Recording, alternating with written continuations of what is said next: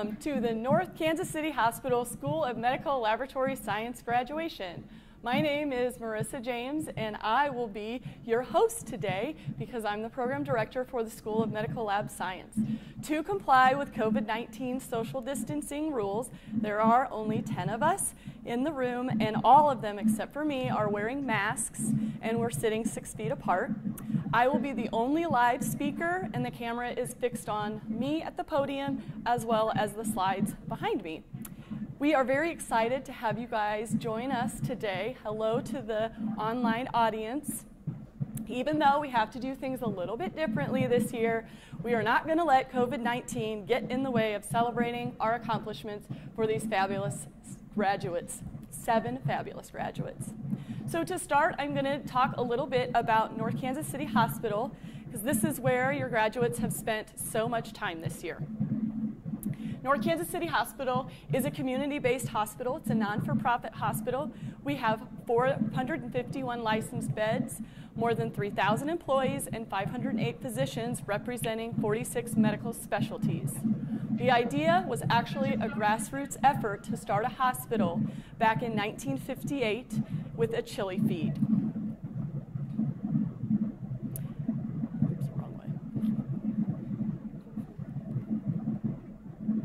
The School of Medical Laboratory Science first began 10 years later in 1968, and the first graduates were in 1969. Since the first class, we have graduated 58 classes for 296 students, including these ladies here today.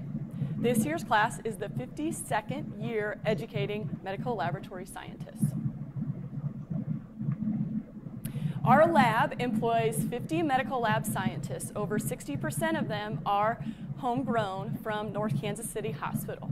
In fact, I came through this program. Our lab director, Sarah, also came through the program. Throughout the presentation, when you see the italicized names, it means that they're North Kansas City Hospital graduates. We have a very high pass rate for the certification exam. It is 98%. National average is between 75 and 80%. We are affiliated with 12 universities and colleges in the region, and we hope to expand. So, I would like to introduce you to the lovely ladies, the class of 2020. So we will first start with Brianna Baker. She grew up in Owensville, Missouri with 3 brothers. She wants to thank her dad. She wants to thank her mom. She wants to thank her 3 brothers, Colby, Garrett, and Asa. And she wants to thank her friend, Joanna.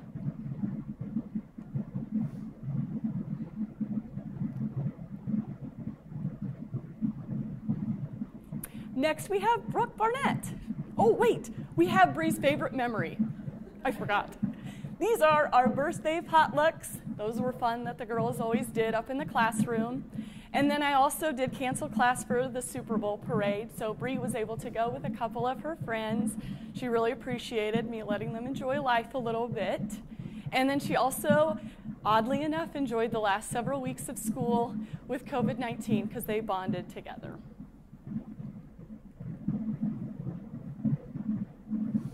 Now we have Brooke. Brooke grew up in Waverly, Missouri. She wants to thank her mom and her dad. She wants to thank her brother and her sister and her boyfriend. And she can't pinpoint her favorite memory. She just enjoyed the lifelong friends she made during this program.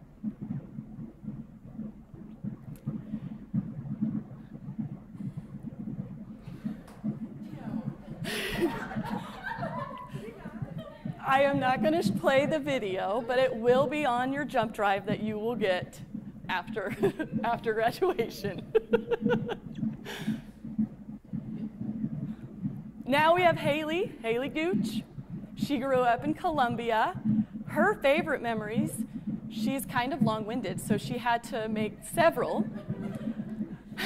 Taylor's witty comments, Bree's ability to laugh at herself, morning sunrise pictures with Kelsey, Abby's random facts and the bickering between her and Brooke, and Brooke's infectious laugh.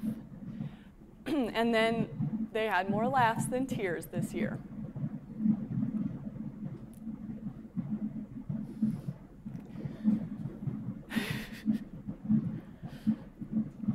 These are all the people that she wants to thank. Sabra, Carlos, Olivia, Diego, her sister Heather, her best friend Heidi, and her mom. And this is a picture of Anaya and her perfect little nephew.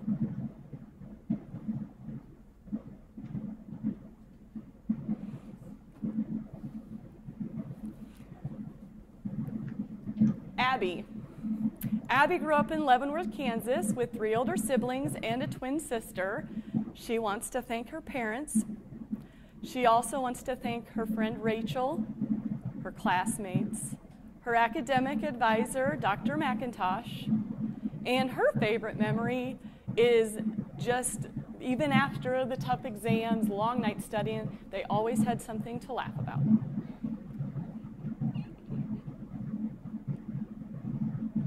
Kelsey McCoy. Kelsey grew up in St. Louis. She attended the University of Central Missouri in Warrensburg. And she wants to thank her husband, Brian, and his parents, Mike and Ann, Dr. Anna Aller, her mentor, her sister, Rachel, her friend, Matt, and Roma, her dog, or her cuddle buddy. And she also loved the morning sunrise pictures with Haley.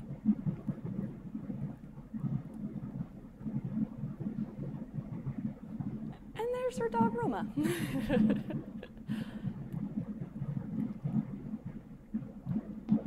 Namali. Namali and her sister, Sonali, grew up in Jefferson City, Missouri. She wants to thank her husband, Kyle, and her mom and dad. She also wants to thank her sister, her friends, and her family for keeping her going and encouraging her this year. I happen to have a picture of Namali's favorite memory as well. They stuffed themselves at our holiday dinner in December, and then I found them laying on the floor in the classroom, and they were bonding and relaxing.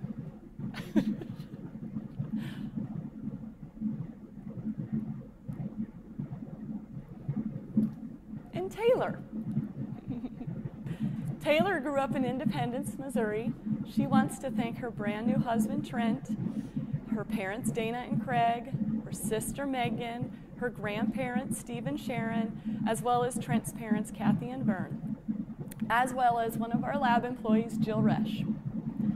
One of her favorite memories is also the holiday dinner stuffing, as well as the Chiefs Parade. So you can see Taylor right there, and then this is Kelsey and her husband, and then this is my family.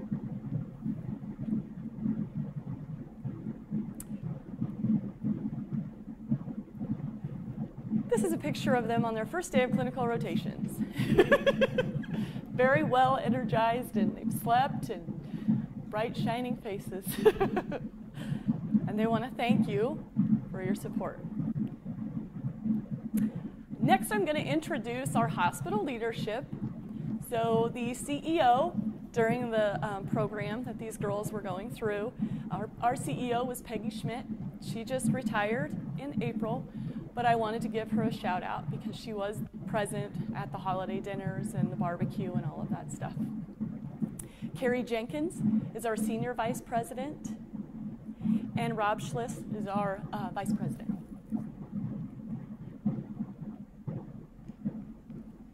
Our new president and CEO is Dr. Steve Righteous.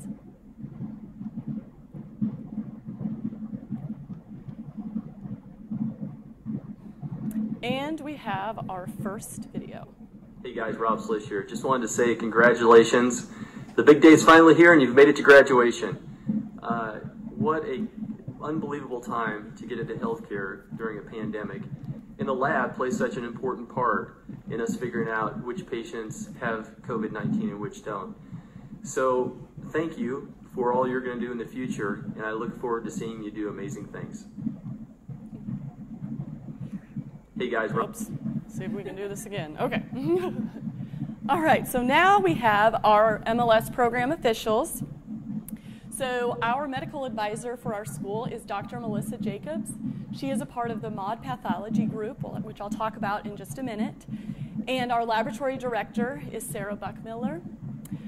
There's my little mugshot up there. Our education liaison is Janice Ardinger, who was also in the audience.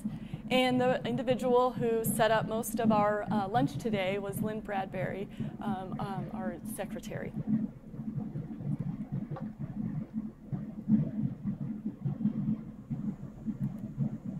Hello, graduates. I so wish I could be there to celebrate with you all today.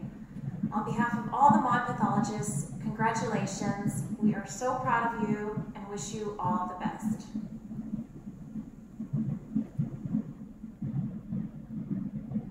Special thank you to the MAUD Pathology group that Dr. Jacobs is a part of. They sponsored the medical laboratory science graduation, not just this year, but every year they sponsor it. These are all the different pathologists who are that rotate through North Kansas City Hospital. They rotate through a lot of hospitals in the area, but these are the ones that are mainly at North Kansas City Hospital. And Dr. Shevlin is actually going to be our speaker today, and he's also part of MAUD Pathology. And MAUD Pathology is based out of Shawnee Mission, Kansas, and the name comes from the initials of the very first founders of MAUD. That would be McPhee, Allen, Wright, and Dolan. So thank you for sponsoring us. This is our laboratory leadership team. Our students got to spend quite a bit of time with each one of these guys and gals.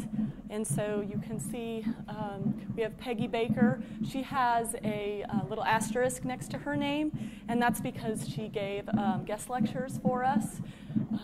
She's part of transfusion services. We also have Ruth Bowen, who's a night shift supervisor. Lynn Collins was from the hematology department. Dina Gialdi, also microbiology. She taught several lectures.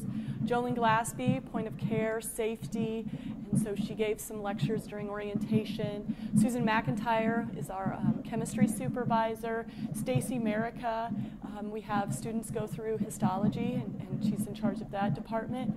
Andrea Pointer is our customer service and phlebotomy supervisor, and so she taught the students how to do phlebotomy. She was also there if the students worked on the weekends. She was their supervisor. And then finally, John Reynolds, he's one of our night shift supervisors.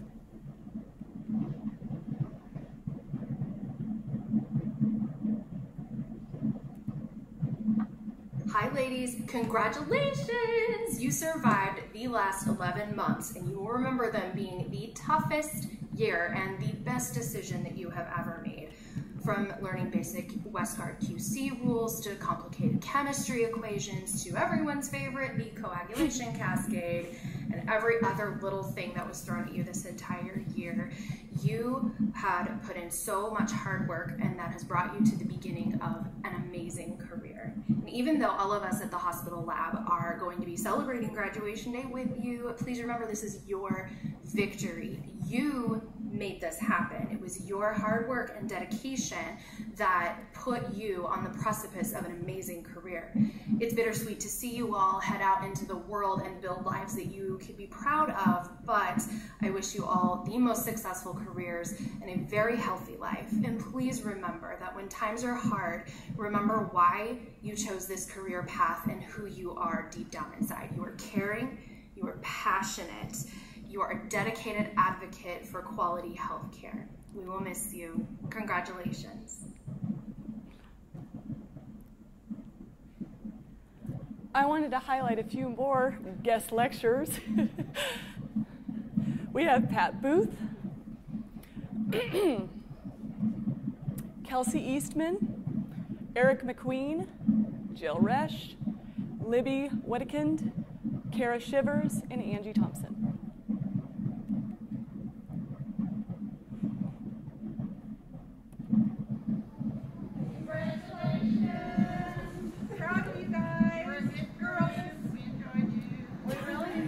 Guys, I wish you all the best of luck in your future.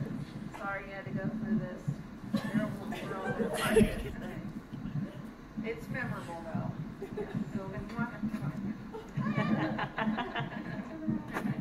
Congrats, guys.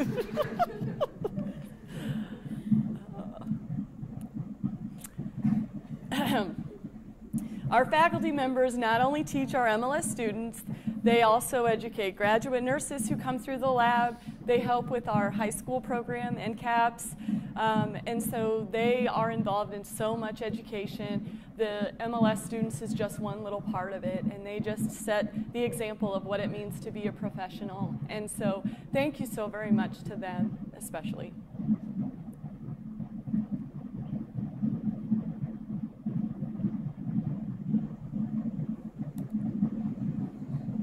Congratulations.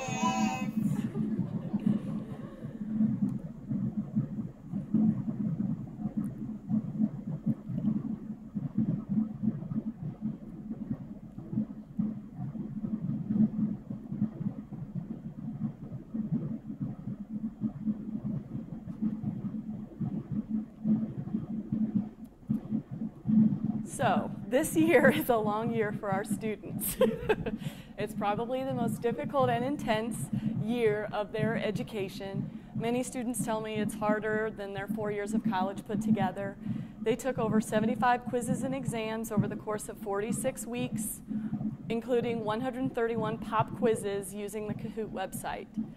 One of the things we also promote at North Kansas City Hospital in our MLS program is the culture of education.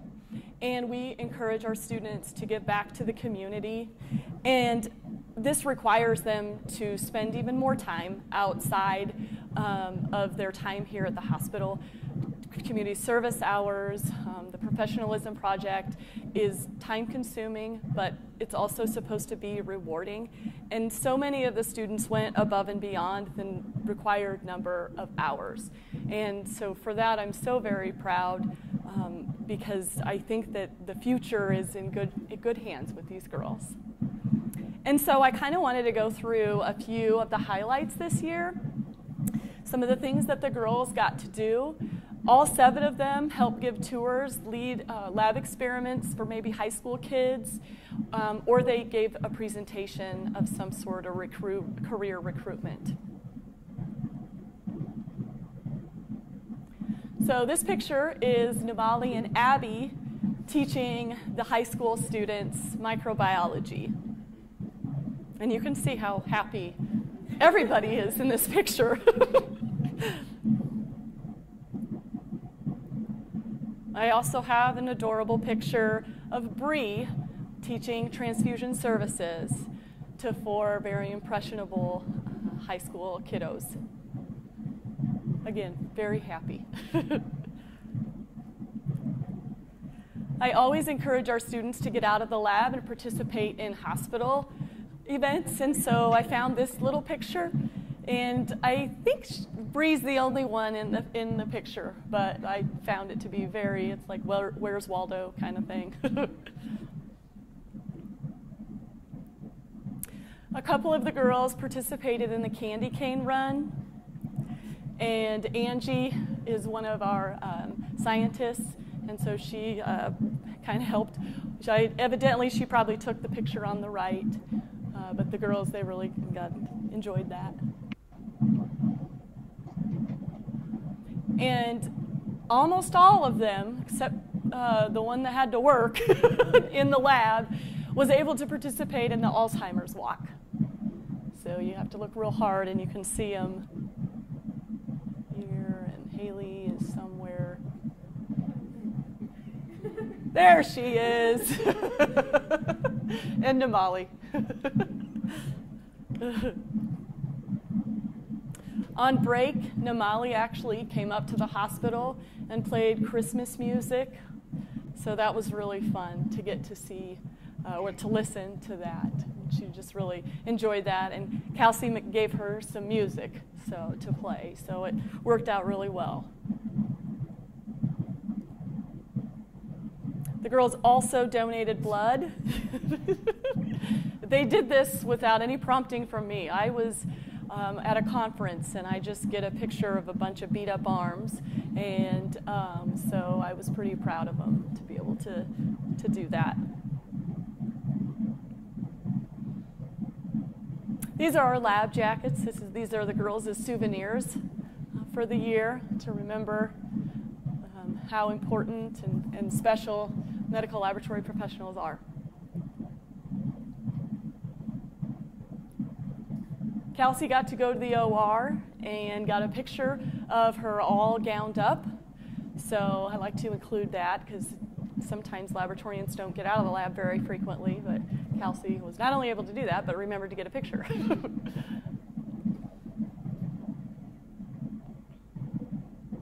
And back when you could go to places, public places, and share a few beverages, they took some post-exam selfies.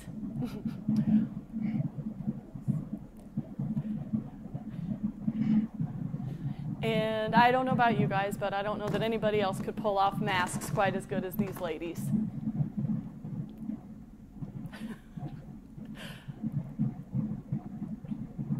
And this is their special shout out to Lynn Bradbury on Administrative Professionals Day. They got them, they purchased her flowers. And one more mask picture just for fun and giggles. And then this was our life the last 5 weeks. Everybody learning via Zoom.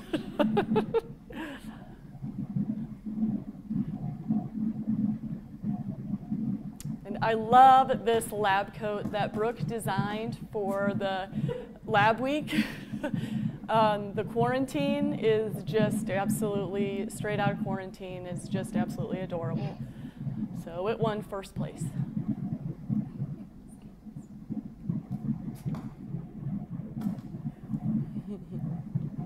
So these girls were one of the most cohesive groups of students I've ever had. I couldn't have asked for a better group to self-regulate.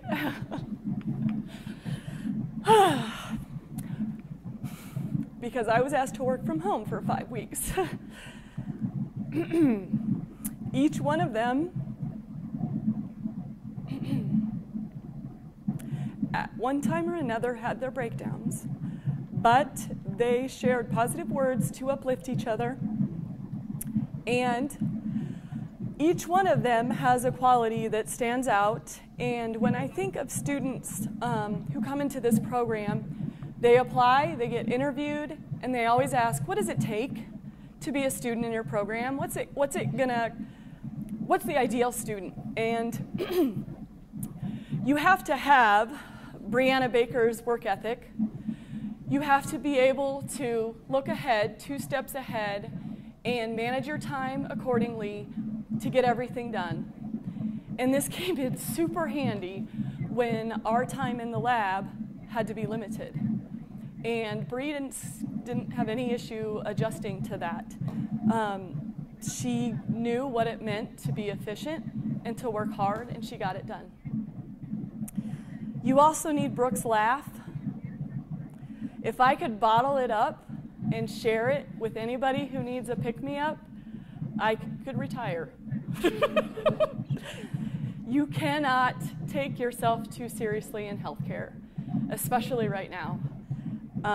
You're going to get beat up.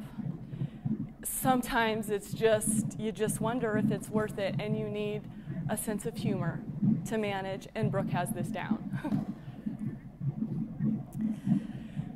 You need Haley's resilience. You couple the grip with a spoonful of her sarcasm, and you can tackle any obstacle placed in front of you. And she did. And she proved it.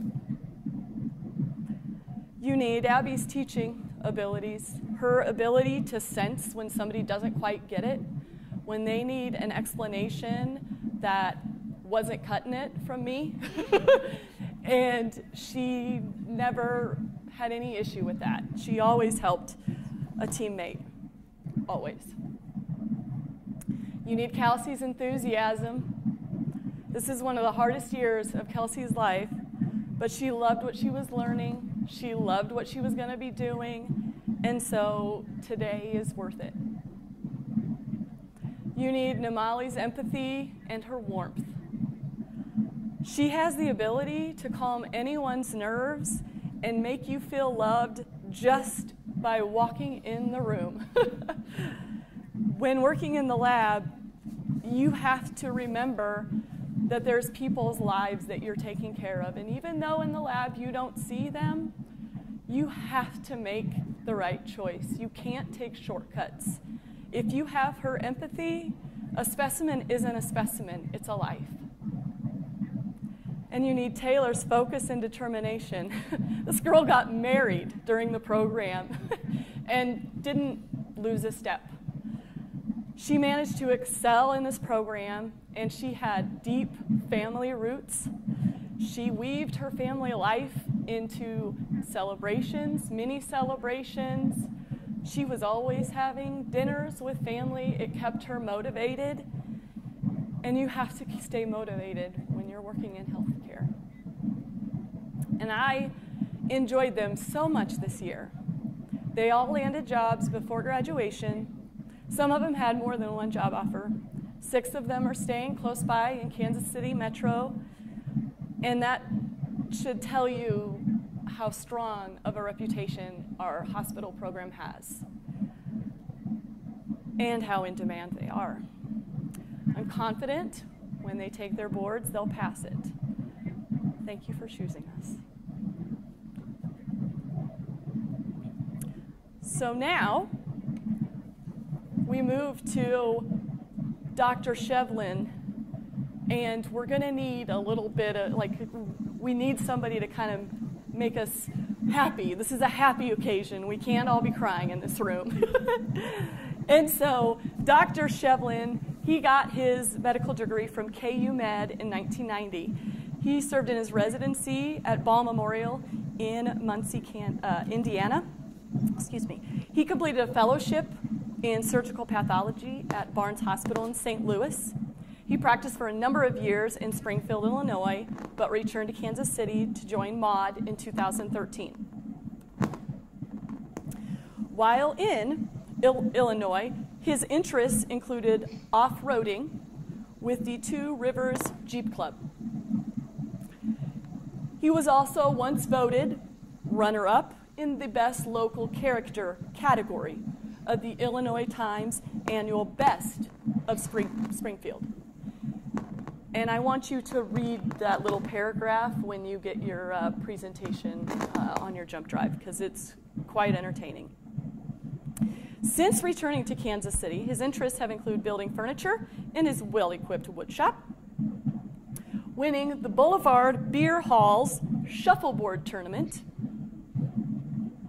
and exploring craft breweries with Dr. Ken Spangle, who is also a part of MAUD Pathology. He has been married to the lovely and talented Leslie Mullins for more than 30 years. They have 1 grown son and 2 grown daughters.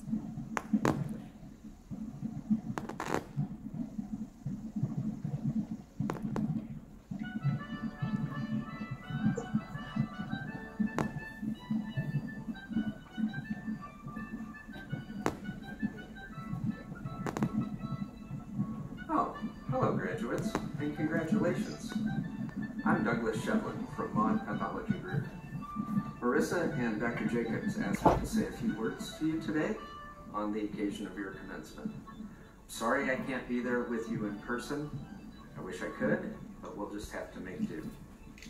Let's go to my home office, shall we?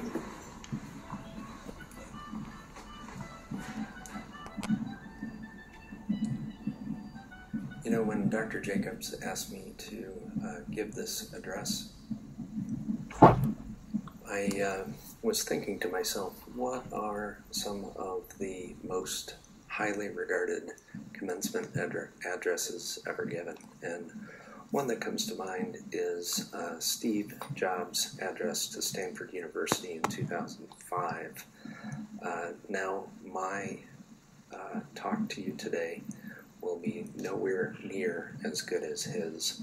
So I suggest you go on YouTube and search for Steve Jobs' Stanford commencement address and give it a watch so that you can learn from the best.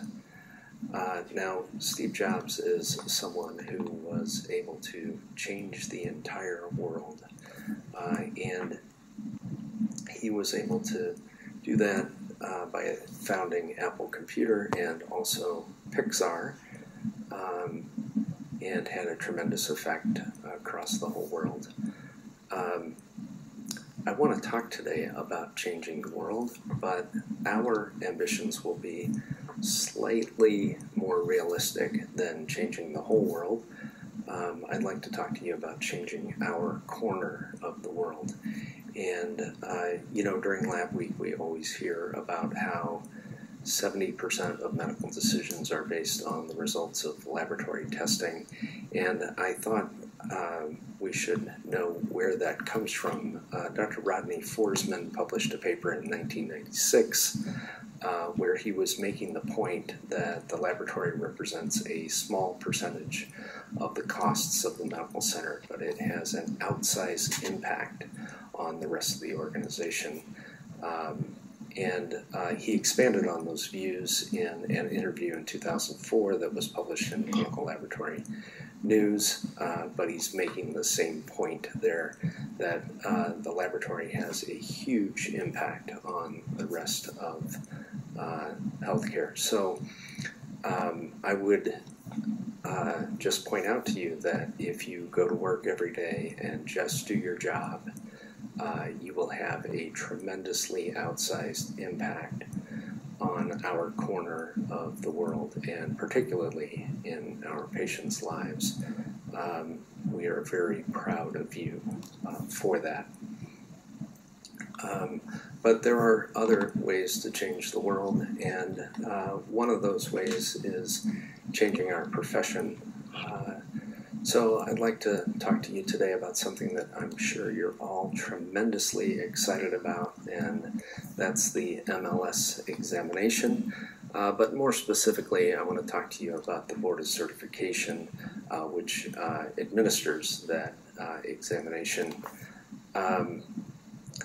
The Board of Certification came out of the founding of the American Society of Clinical Pathology. The American Society of Clinical Pathology was founded by Drs. Burdick and Hilkowitz in Denver in 1922. And very soon after forming that organization, they realized that they needed a way to certify the quality of the laboratory personnel and the medical laboratory scientists working in the laboratory. So by 1928, they had developed this idea of a registration bureau for technicians. And I'll point out to family members in the audience, you will hear technicians sometimes in the old days, you'll hear technologists sometimes in the old days, but what we're talking about are medical laboratory scientists.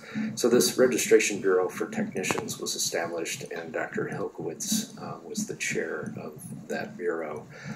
Soon after, it became known as the ASCP Board of Registry, and today it's known as the Board of Certification.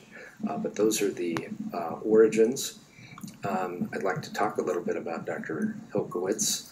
As I mentioned, he was co-founder of the ASCP in 1928, and he was founding director of the Board of Certification.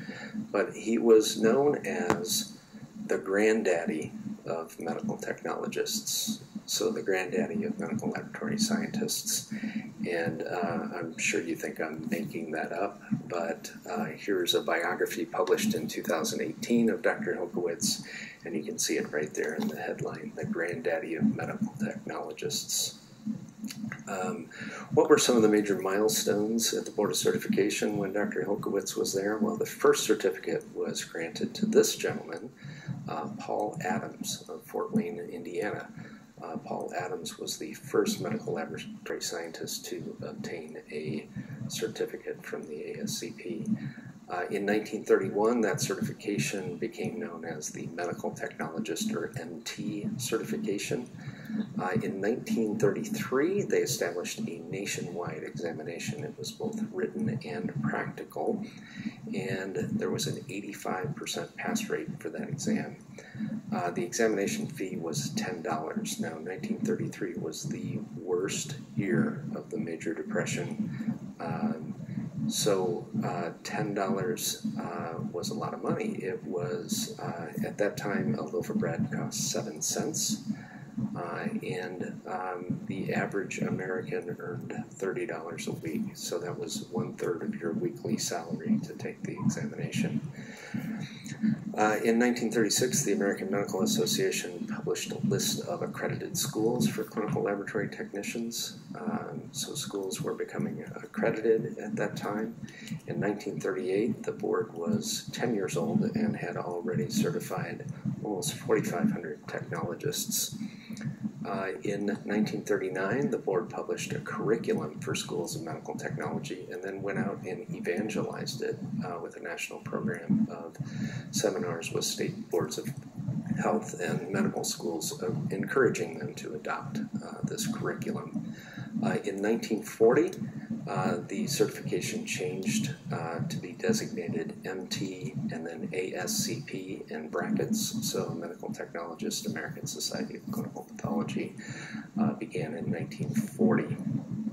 And Lall Montgomery, Dr. Montgomery became the second chair of the Board of Registry in 1940. And I want to talk to you a little bit more about Dr. Montgomery. I do have a personal connection to Dr. Montgomery. I never met the man. He had passed away before I came along, but he was a Canadian of Scottish extraction and graduated from the University of Manitoba in 1929, then went to the Mayo Clinic and did his residency and fellowship there. He left Mayo in 1934 to become the medical director of the laboratory at Ball Memorial Hospital, which is where I trained. He chaired the Board of Certification for the ASCP for almost 2.5 decades, and after retiring from that, he was elected president of the ASCP in 1966. What were some of the major milestones when Dr. Montgomery was in charge of the board? In 1949, the board moved to what they called machine analysis for its grading system, and that was the 1949 equivalent of computerized test grading.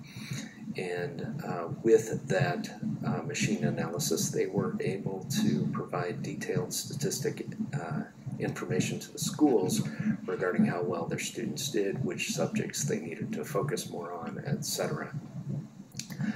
In the 1950s, during Dr. Montgomery's tenure, there was kind of an explosion in specialization in medical laboratory science, and the board responded by issuing specialist certifications.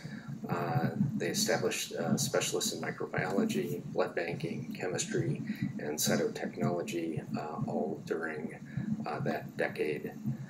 In 1962, the Board of Certification moved into new quarters in Muncie, Indiana, and increased its staff to 34, and it raised standards so that 3 years of college was required for admission into School of Medical Technology. That took place in 1962. Here's a young Dr. Montgomery in the microbiology lab at Ball Memorial Hospital. Here he is at the Board of Certification with other board members, and this is literally what the Board of Certification looked like. It was basically a wall of filing cabinets housing all of the technologists' file folders. So Dr. Montgomery changed the world by changing our profession, but he also, I want to tell you about another way in which he changed the world. He was an interesting individual. This is a map of Muncie, Indiana, and the hospital was just south of the campus of Ball State University. It's actually part of the Indiana University system, but is just off the campus of the Ball State University. You can see that near the center of the map. Now, Dr. Montgomery lived out in the country, out on Bethel Road, near this spot. And if we look at a satellite photograph of this area, we can see Dr. Montgomery's property. And this is where my personal connection to Dr. Montgomery comes in. This was his parcel of land. It was 55 wooded acres with a house there in the center. And after he passed away, his wife Edith lived here for a number of years. And when the property got too much for her to take care of, she sold it to the gentleman across the street, who was a pathologist named Joe Willman. Dr. Willman was one of my mentors, and that was how I came to live across the street in Dr. Montgomery's former place. And it's a beautiful piece of property. Here's the house nestled back in the woods down the drive. And the 55 acres of woods was classified forest by the Indiana Department of Natural Resources. This meant that it could never be developed. Logging would not occur except for the health of the forest. And it was just a beautiful piece of property. And I'd like to call your attention to what's going on the forest floor here. Those are daffodils, and those are daffodils stretching as far back as the camera can see. And if we go back to that picture of the house, if you didn't notice it before, you'll see that there are daffodils everywhere on the floor of this forest. And all of these daffodils were planted by Dr. Montgomery. He would plant bulbs. He would then, a year or two later, dig up those bulbs and split them so that every year the part of the forest covered by daffodils expanded. He had over 250 different varieties of daffodils, and there were more than 100,000 daffodil plants on this piece of property. It was just gorgeous. We lived there in the mid-90s. Here's a picture of my kids in the daffodils. My oldest is my son Colin on the right. That's our dog Molly, and my daughter Tynan on the left. Colin will be 31 this year. Tynan will be 29, so that tells you how old this photograph is. Lest you think Dr. Montgomery didn't have any other avocations, I can put that question to rest. Every year they made maple syrup by tapping sugar maples in the forest. And then the other thing he was known for is that he had a collection of editions of Alice in Wonderland by Lewis Carroll, and he had over 200 different editions in different languages. This photograph shows his copy of Alice in Wonderland in Braille. So he's a very interesting individual, had a lot of varied interests, and really changed that corner of Delaware County. He changed his corner of the world on Bethel Road for all of posterity. He changed our profession through his work directing the certification of medical laboratory scientists, and there have been over 560,000 certified medical laboratory scientists since 1928. So that was Dr. Montgomery. And so I'd like to encourage you to go out and change the world. If you can change the world like Steve Jobs did, then I encourage you to do so.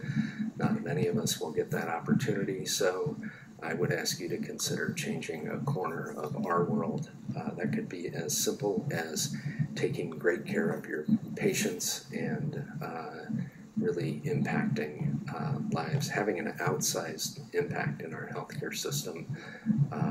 That by itself would be awesome, but if you can develop an avocation and make our world just a little bit more beautiful, I would encourage you to do that too. And then I would also encourage you to change our profession, and like Dr. Hilkowitz or Dr. Montgomery, you can do that by becoming involved in the American Society of Clinical Pathology, If you need any help in figuring out how to get involved in the American Society of Clinical Pathology, well, I think I know somebody who you might ask. And if you do become involved in the American Society of Clinical Pathology, it's possible that you would be nominated for and receive one of their 40 under 40 awards. If you do receive the award, you get to record a cool public service announcement style video, which this is a screenshot from, so I would encourage you to search for that on YouTube as well. I want to thank Marissa and Dr. Jacobs for asking me to be here today. I'm sorry I couldn't be there in person. I wish you all the best of luck, and I encourage you to commence with changing our world. Thank you very much, and congratulations.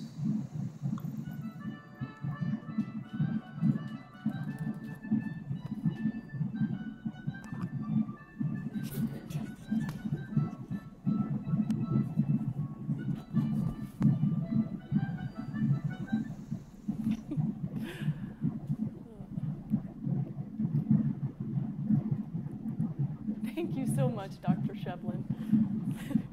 I'm not really under 40 anymore, so it was really nice to take that trip down memory lane. So we would like to make some special recognition for some different awards from the school year. And so we wanted to start with Kelsey McCoy. And Kelsey won the Julie A. Harpster Memorial Scholarship at the University of Central Missouri in Warrensburg, which is a scholarship provided to a student pursuing medical technology at UCM. And she also won the Heart of America Clinical Laboratory Management Association Scholarship, and she was chosen from 8 regional MLS schools. So congratulations, Kelsey.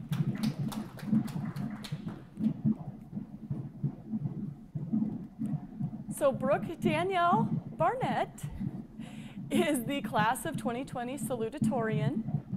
She is originally from Donovan, Missouri, and moved to Waverly in the 8th grade. She will graduate from UMKC with a degree in biology and a minor in chemistry. Congratulations, Brooke.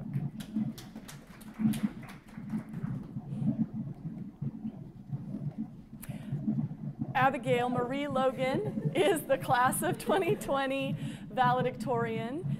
She will earn her bachelor's degree in medical laboratory sciences with honors from the University of St. Mary in Leavenworth, Kansas. She got straight A's this year, which is really hard to do.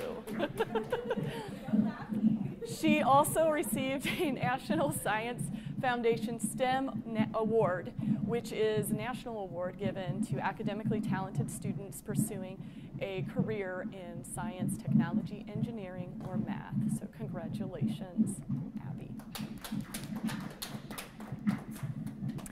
So now is the proof that they really did successfully complete the program. We have diplomas on the table next to the girls with a medical laboratory scientist pin. And so each of the gals, when we show your cute little selfie, come up and grab your certification with your pin, and the lovely Brooke in the front row will take your picture, and I will try to awkwardly hover in the back 6 feet away so that I can also be in the picture with you. So we will start with Brianna Baker. Bree earned her bachelor's degree in biology last year from the University of Central Missouri. Today, she earns her medical laboratory scientist diploma. She will start her first job at Cox Medical Center in Branson, Missouri, which is close to home, on the night shift.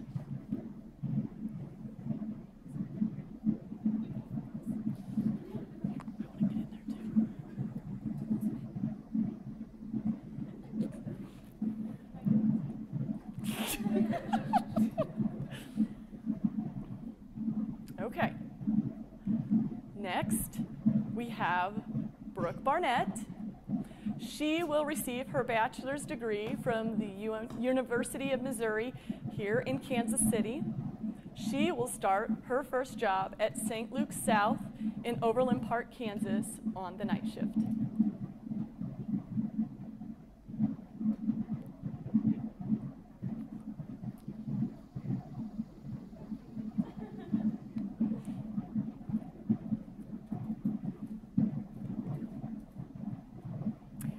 Haley Gooch. She earned her bachelor's degree in criminal justice from the University of Central Missouri before changing career paths. Today she earns her medical laboratory science diploma. She will start her first job at Truman Medical Center in Kansas City, Missouri on the night shift. She will also work at North Kansas City as a PRN medical laboratory scientist. So awkward. Yep, memorable, making memories every day. Abigail Logan will graduate with her bachelor's degree from the University of St. Mary's in Leavenworth, Kansas. She will start her first job at Lawrence Memorial Hospital in Lawrence, Kansas on the night shift.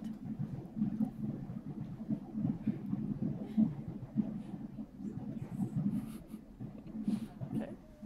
Yep. Yay!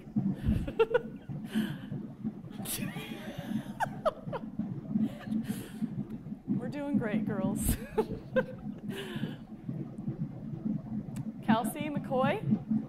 She will receive her Bachelor of Science degree in Medical Technology from the University of Central Missouri. Her first job will be in the microbiology department at Quest Diagnostics in Lenexa, Kansas on the day shift.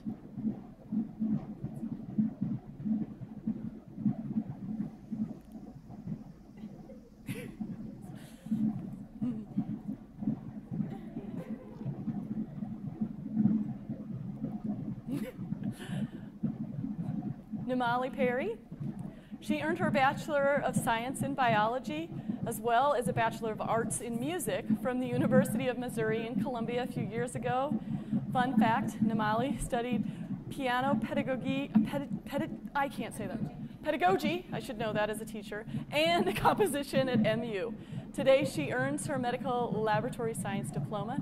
She will join the North Kansas City Hospital family on the night shift.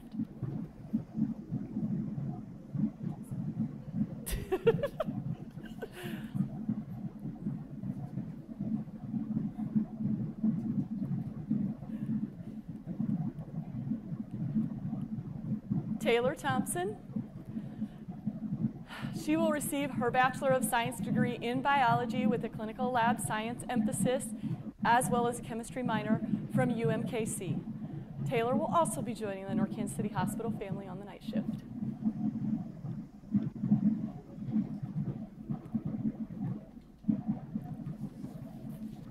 Congratulations!